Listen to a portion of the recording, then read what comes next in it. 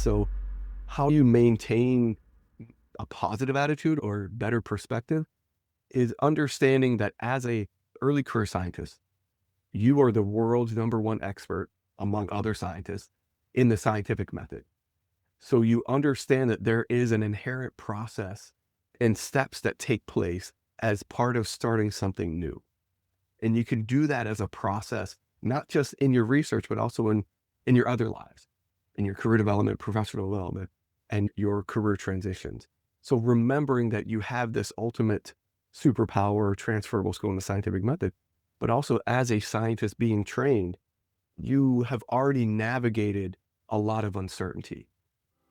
And it's just a new and different kind of uncertainty.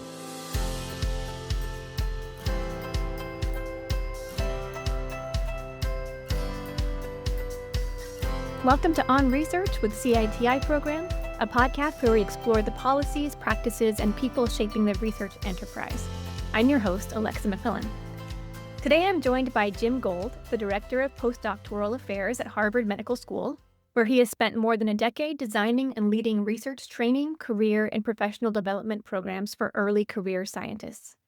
In addition to his institutional leadership, Jim is also a co-host of the podcast Propelling Careers, where he has candid conversations with scientists and professionals about career decision-making, uncertainty, and building sustainable, fulfilling paths, both within and beyond academia. Jim builds a perspective shaped by both personal experience and hundreds of conversations with scientists at every career stage. Today, we're talking about a question we hear often from trainees and early career researchers. How do you survive and actually thrive in the current research climate? From funding uncertainty to career identity, we'll explore what's changing, what skills matter most, and how scientists can build resilience and real career options without losing sight of research integrity. Jim, welcome to the podcast. Thank you very much for the opportunity and the invitation. I'm happy to be here.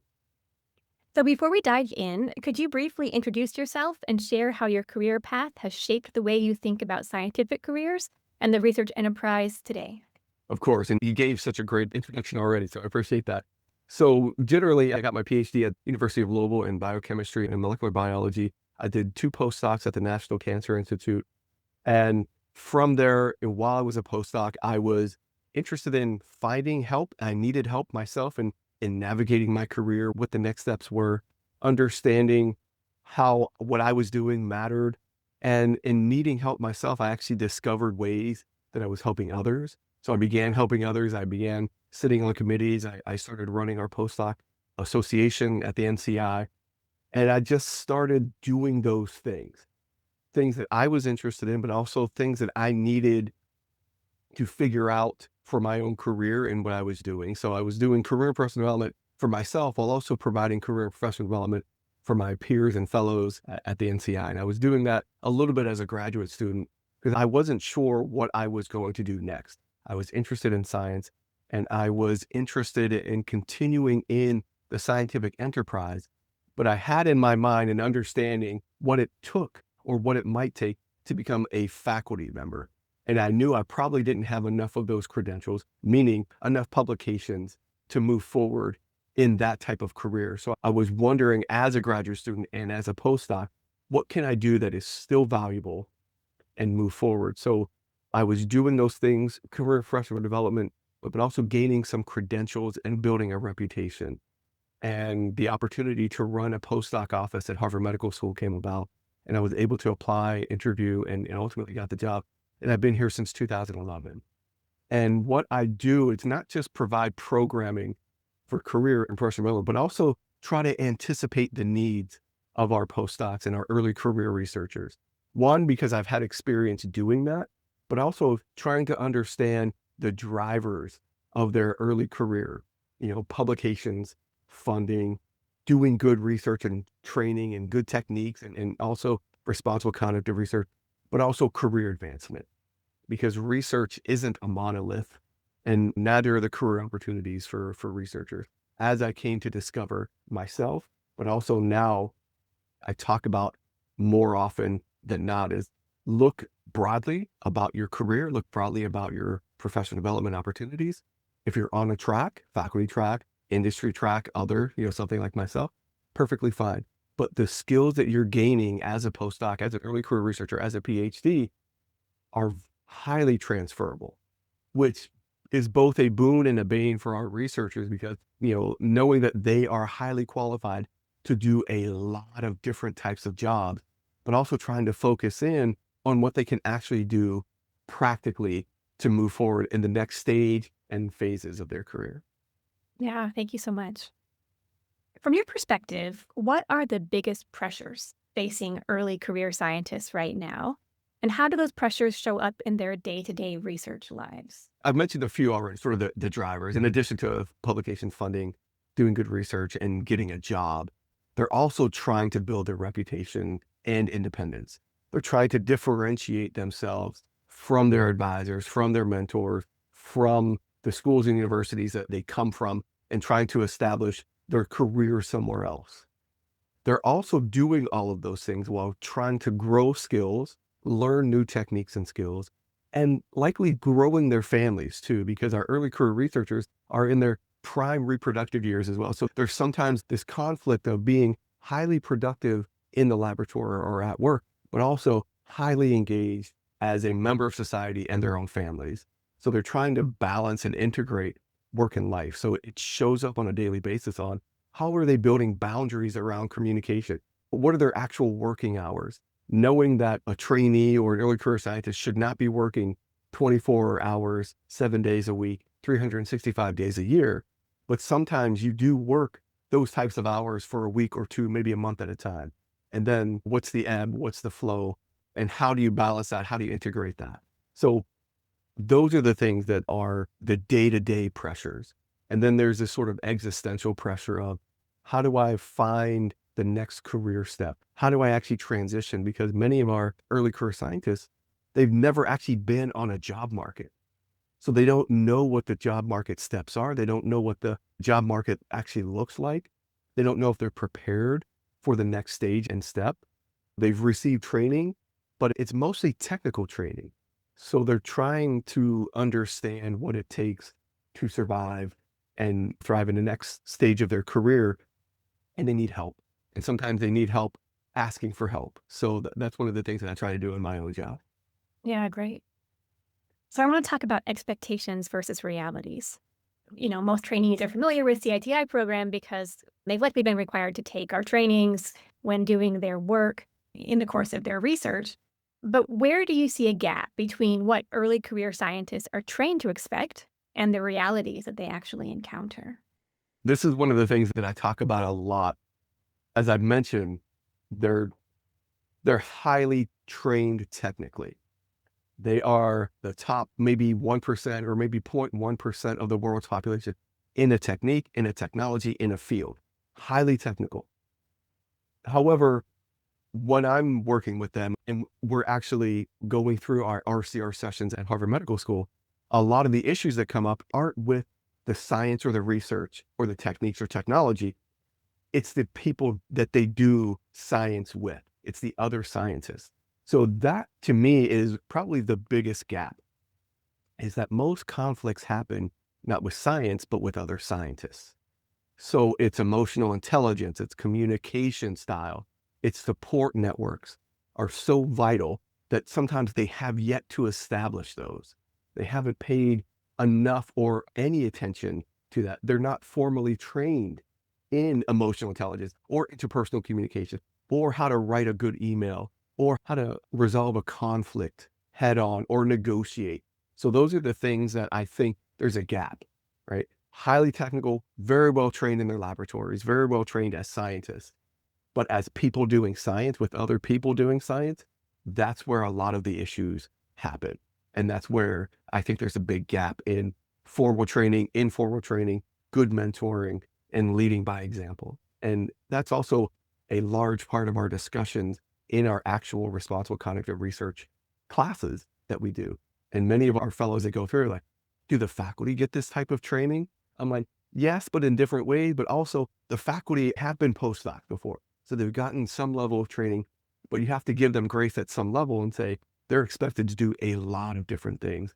And you as an early career scientist or you as a postdoc have maybe the privilege to just maybe concentrate on your career in science.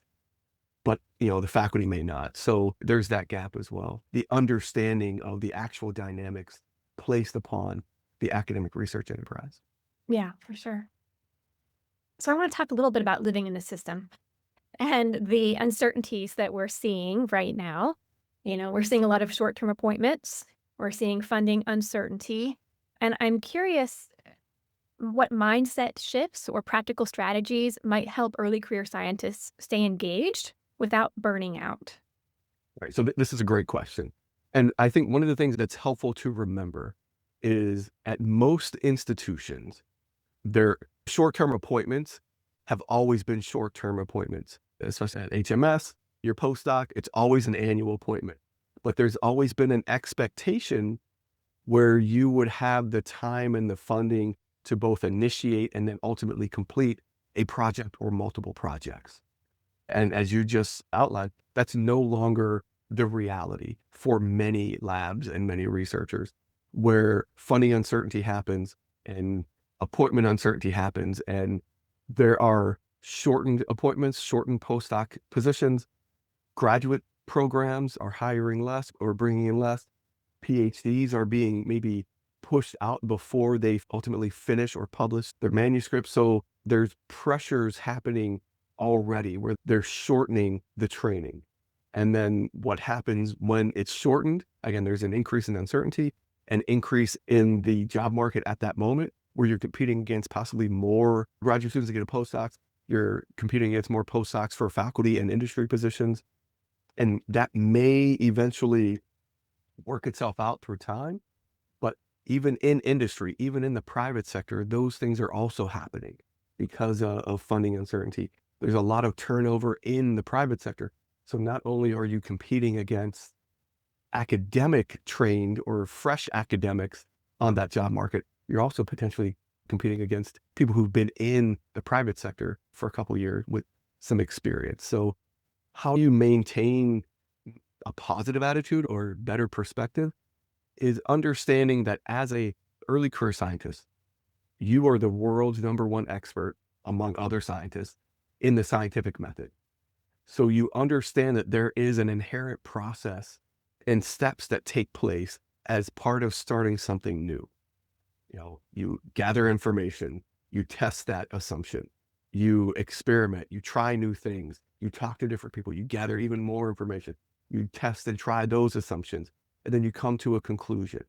Right? And you can do that as a process, not just in your research, but also in your other lives, in your career development, professional development, and your career transitions.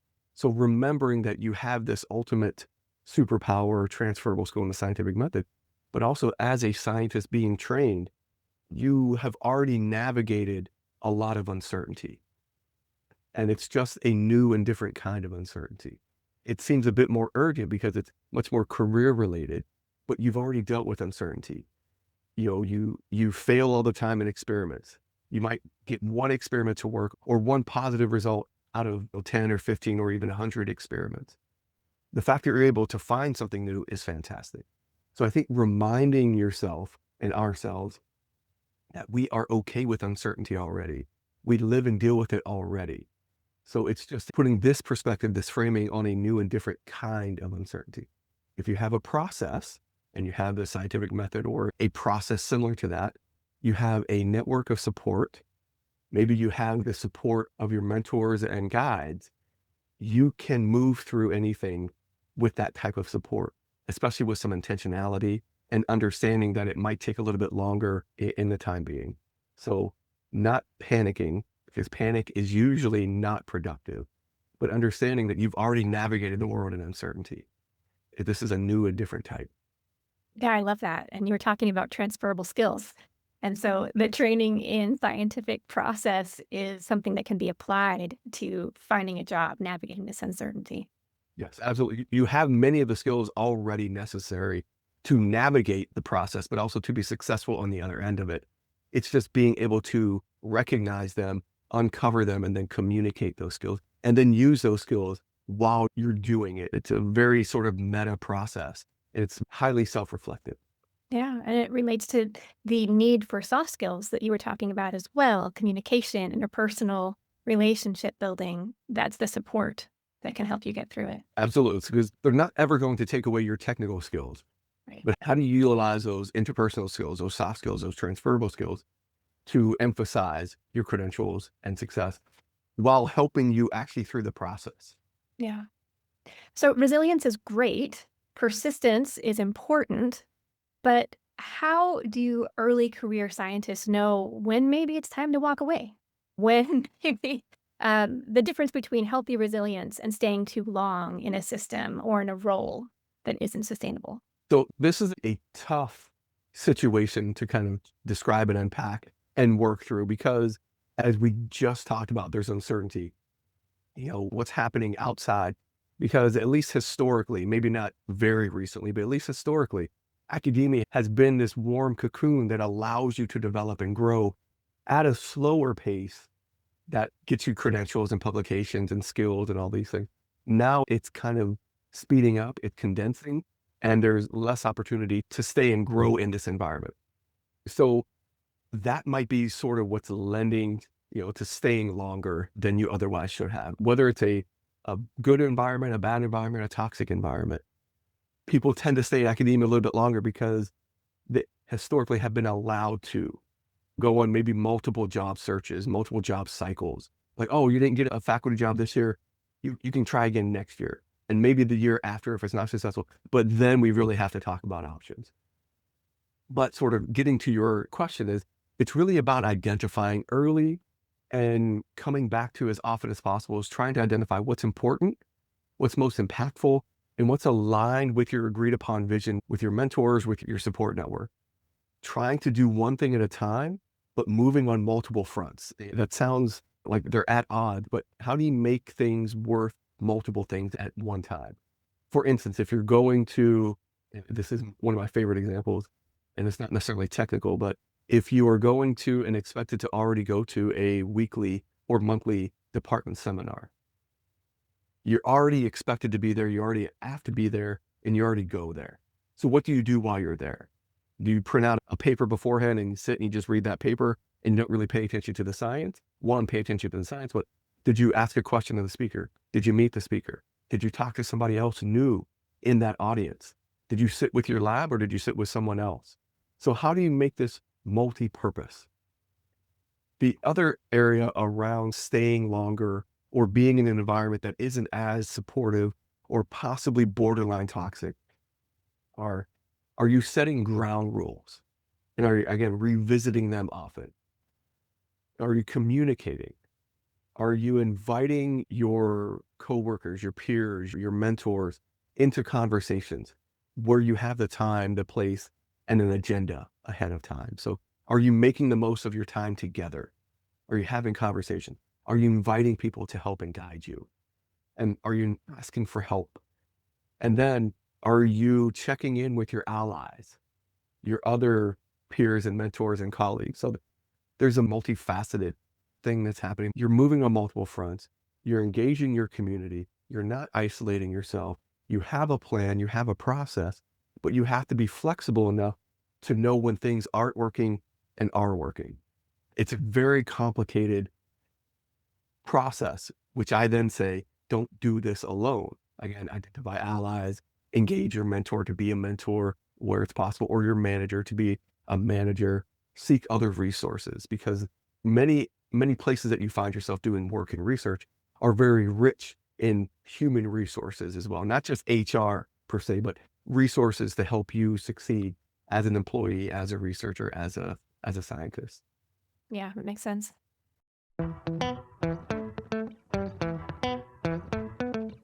I hope you're enjoying this episode of On Research.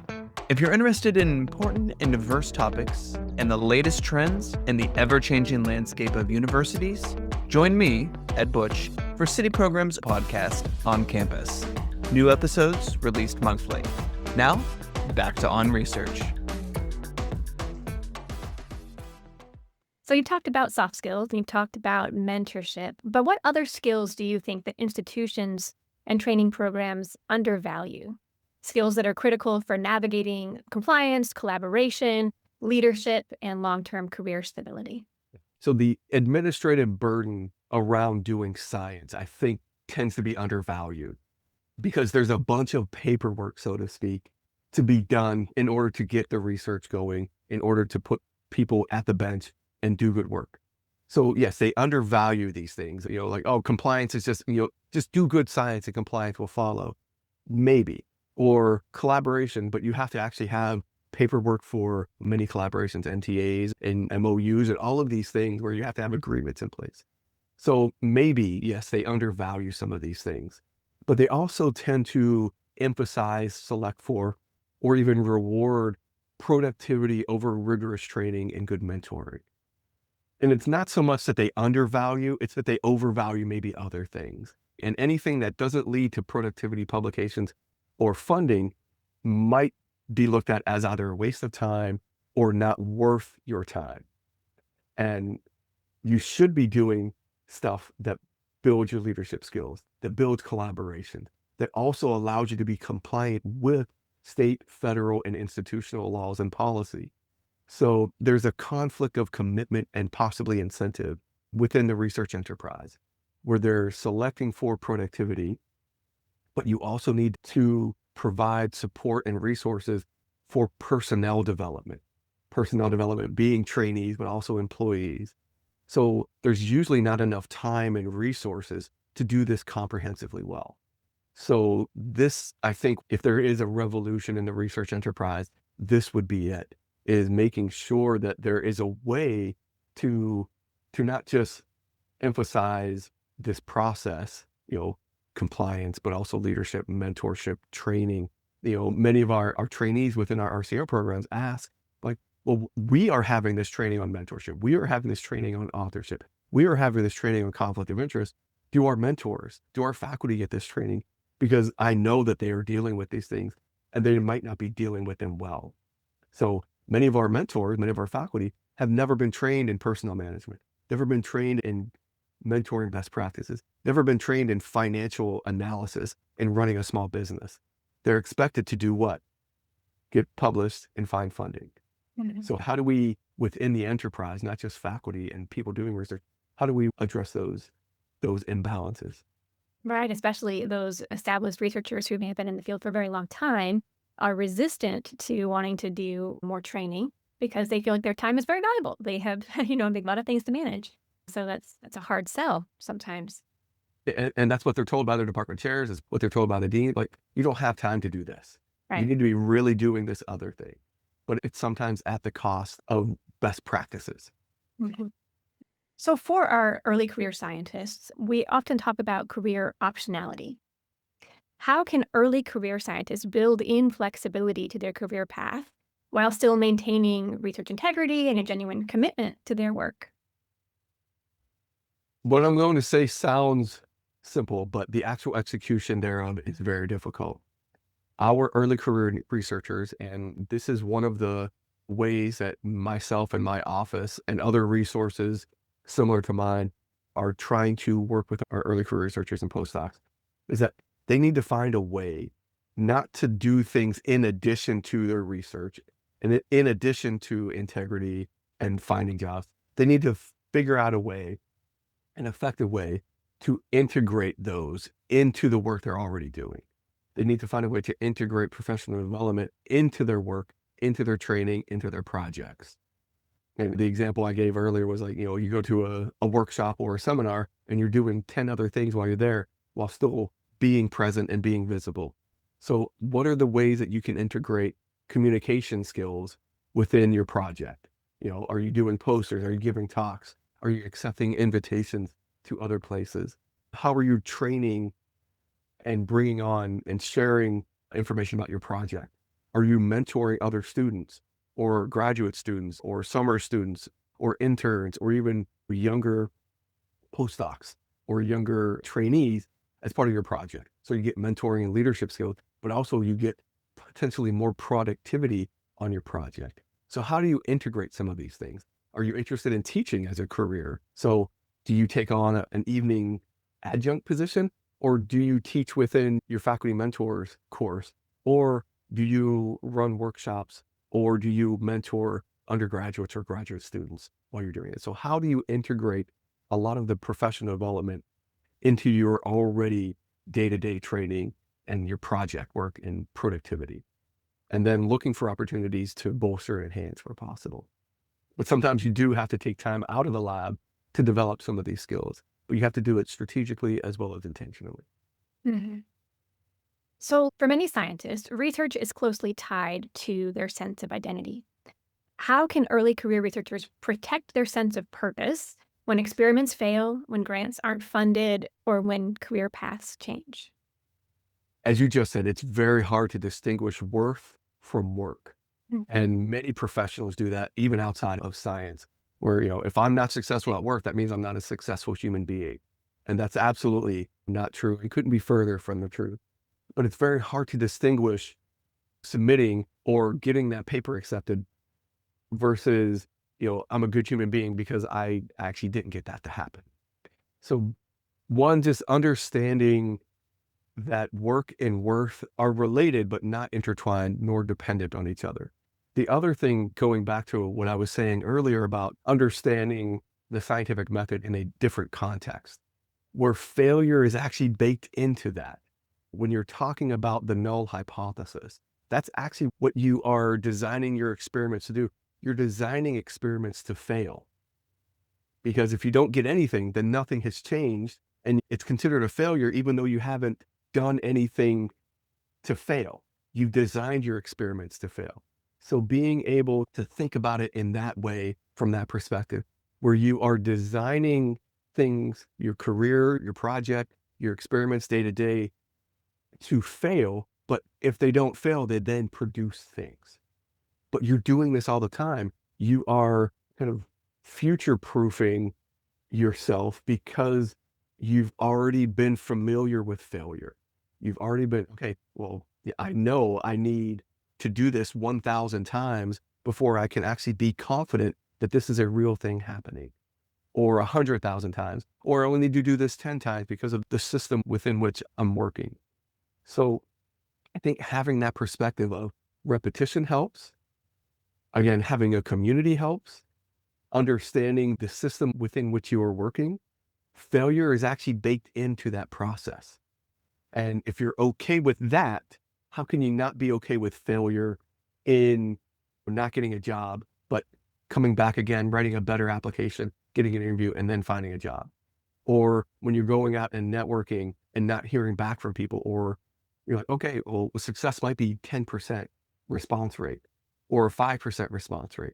So that means you have to reach out to 20 people to get one response back. If I know sort of the scale against me, sort of the failure scale, I'm okay with it. The other thing that is helpful is that there need to be more people willing to talk about those failures. And there's a famous CV of failures out there. A former scientist, put this out there. Is like, well, I'm going to tell you all of the graduate programs, the PhD programs that did not accept me. I only got accepted to one, but 10 others did not accept me. I'm going to tell you about all of the grants that I didn't get. I got 3 grants, but I submitted 30 other proposals that weren't funded. I can tell you I had 10 publications, but I also need to tell you that one publication of those 10, it took me 5 different journals to put that in. So I think talking about that more openly, more transparently is going to be helpful for the entire community. Understanding that failure is part of the process and it leads to growth and ultimately resilience, because if you're not failing, you're not learning, most likely. If you're only succeeding, then you are the unicorn. No one else out there in the world is only succeeding. They're failing, and then succeeding, failing, learning, and then succeeding. So I think understanding that perspective, but also being humble and aware enough to share some of those stories of challenges and failures is going to be helpful. I think that's a great perspective. We don't hear about the negative stories, and that's where mentorship is so important, because this is the person who should be able to tell you that no one succeeds all the time, even though that's what they want to highlight. That's what you hear about, because those are the feel-good stories. Yeah, and the other part of this, and we can talk about the sort of how this actually relates to responsible conduct of research as well, is like there's negative data. There's literally failure data. Like there's data out there that never gets published because we only go for publishable data. So what's your publishable data this week? Like actually my non-publishable data, my failure data is actually much more informative than my publishable data sometimes. Yeah. We know this isn't working. And then we should actually find a way to publish those things so other labs and other resources and other institutions aren't wasting time and resources and money doing the same thing, finding out the same failures as well. So that's been a topic of discussion for years, I know, but it doesn't get grants and it doesn't get more funding because no one wants to celebrate failure, but failure actually brings knowledge. I think that's the perspective. Yeah, that's great. So I want to close by giving you a chance to give some concrete steps to our early career researchers about things they can do in the next 6 months to support thriving research careers. What are some practical strategies? Practical strategies. There's one thing that you can do, and we can talk about actual steps, but I think anytime you're going off on a new adventure, anytime you're going off to think about the next step of your project or the next step of your career, there needs to be self-reflection. So within that self-reflection, there are multiple steps, right? What's the situation? Are you satisfied with your current situation, or are you unsatisfied with something? Do you need to do something about that? And if you do, what next? Are there skills you need to develop? Are there people that you need to engage? Are there support networks or resources that you need to avail yourself? There's an element of self-reflection in all of these steps, but within self-reflection, you need to understand where your situation is. Again, are you satisfied with it? What are you going to do about it? Because if you don't know yourself, it's going to be very difficult to navigate that uncertainty, and remember the transferable skills that you have. So you need to take moments to inventory those skills and resurrect them and identify them. And then I think a next important big step is outreach to others, building and maintaining a community, building and maintaining a network, growing that network, but also following up. It's not just enough to meet new people. You need to follow up and maintain and grow that rapport, that relationship. So for me, 2 big steps. And you were talking about, give me concrete steps. And I'm like, I'm up here in the clouds. 2 big steps, self-work and then network. And if you can do that systematically a bit more often, you will be very successful because you know yourself and you know others. And if you know yourself, you're communicating with others, you will have a support network. You won't be isolated. You will have resources. You will have options. And other people will bring you leads because you've communicated your wants and needs, skills and values. Those are 2 very big steps towards success that could help you continue to survive and thrive. Jim, thank you so much for your time. It's been really great talking to you. I love the perspectives that you brought in. It feels much more doable and less up in the clouds. I like the logical steps that you've talked about today. Yeah, a lot of what I end up talking about is just kind of de-escalating the situation and saying, where do I need help? How can I find help? And then I know I don't have to do this alone. So that could be a take home. Yeah, definitely. Thank you so much. Thank you, Alexa.